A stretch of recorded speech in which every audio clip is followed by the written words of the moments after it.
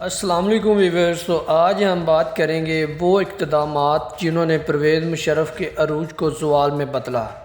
سابقہ فوجی صدر جنرل پرویز مشرف خود ساختہ جلا وطنی اور طویل بیماری سے دبئی میں انتقال فرما گئے۔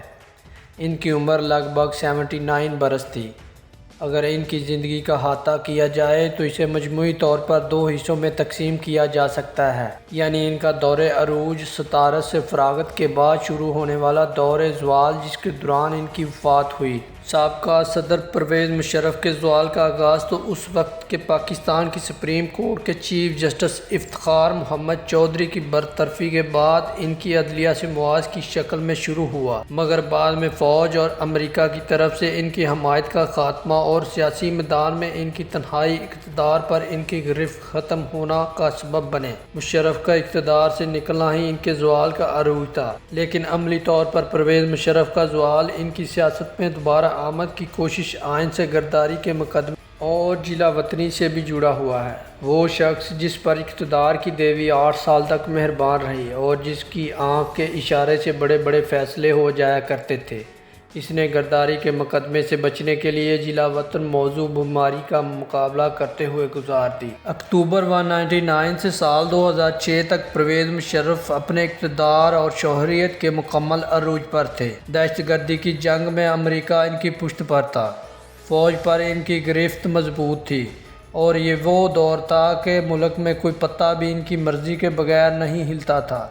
مشہور ہے کہ دنیا بھر میں غیر جمہوری یا چور راستوں سے اقتدار میں آئے حکمرانوں کی آنکھوں پر پٹی آئین ان کے اقتدار کے عروج میں ہی بندھی تھی۔ وہ اپنے ارد گرد کے افراد پر بہت اعتماد کرتے تھے اور وہی ان کو تباہی کے راستے پر دھکیلتے ہیں۔ جنرل پرویز مشرف کے ساتھ بھی کچھ ایسا ہی ہوا۔ پرویز مشرف کے اپنے منتخب کردہ وزیر اعظم شوکت عزیز کو چیف جسٹس افتخار محمد چودھری پر سٹیل ملز کی نجکاری کے خلاف فیصلہ دینے کا غصہ تھا۔ وزیر اعلیٰ سندھ ارباب غلام رحیم پر کیس میں چیف جسٹس کے از خود نوٹس کا شکار تھے، اور سب سے اہم، چیف جسٹس کے لاپتہ افراد کے بارے میں نوٹس سے تنگ تھے۔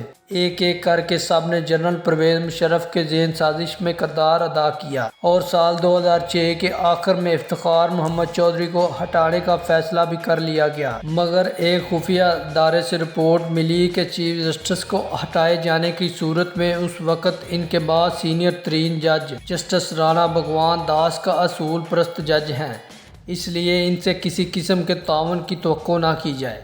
مارچ 2007 تک سپریم کورٹ کے کم سے کم 2 سینئر جج جسٹس جاوید اقبال اور جسٹس عبدالحمید ڈوگر کو بھی جسٹس افتخار محمد چودھری کے خلاف متوقع صدارت ریفرنس کے بارے میں براہ راست اعتماد میں لے لیا گیا۔ جسٹس رانا بھگوان داس نے مارچ کے پہلے ہفتے میں انڈیا کا سفر کیا تو راولپنڈی، اسلام آباد میں مشینری حرکت میں آ گئی۔ پرویز مشرف کی زندگی کا قریبی جائزہ لیا جائے تو پتہ چلتا ہے کہ انہوں نے اقتدار میں آ کر بعض ایسے اقدامات کیے جنہیں مقامی سطح پر پسند نہ کیا گیا۔ عالمی سطح پر انہیں دہشت گردی کے خلاف جنگ میں ڈبل گیم کے الزام کا سامنا رہا۔ پاکستان میں انہوں نے اپنے اقتدار کو مستحکم رکھنے کے لیے مسلم لیگ ق کی حکومت قائم کی، جو وقت پڑنے پر مٹی کا گھرانہ ثابت ہوئی۔ عدلیہ سے جنگ ان کی شکست کا اہم جز تھا، مگر عوامی طور پر ان کے اقتدار سے نفرت اور مذہبی طبقات کی طرف سے ان کے روشن خیالات، اعتدالی پسند جیسے نظریات کو مسترد کرنا، سب نے ان کی اقتدار کی رخصتی اور فوج سے ان کے تعلقات کو توڑنے میں مدد دی۔ یہ سب وجوہات ہی ان کے زوال کی اصل وجہ ثابت ہوئی۔ جس طرح انہوں نے 2006 تک اقتدار کے بھرپور مزے لوٹے، بالکل اسی طرح وہ آخر تک بدترین زوال کا شکار بھی رہے، لیکن آج تک انہوں نے اپنی زبان سے شکست تسلیم نہ کی۔ تو ویورز، یہ تھی ہماری آج کی ویڈیو۔ دیکھ کر آپ کو کیسا لگا؟ اپنی رائے کمنٹس میں ضرور بتائیں۔ ملتے ہیں اپنی اگلی ویڈیو میں، تب تک اپنا بہت سارا خیال رکھیے گا۔